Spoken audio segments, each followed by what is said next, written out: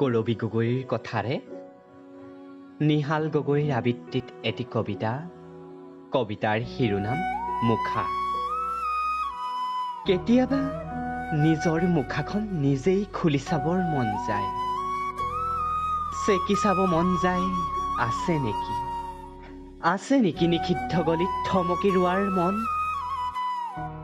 কিমান প্ৰবঞ্চনা, কিমান ফাঁকি, কিমান নিষ্ঠুৰতালৈ নামি যাব পাৰিম। নিজৰেই মুখা নিজেই খুলি দিলে কিমানটা সত্য হাতত লৈ উশাহত টানিব পাৰিম অক্সিজেন।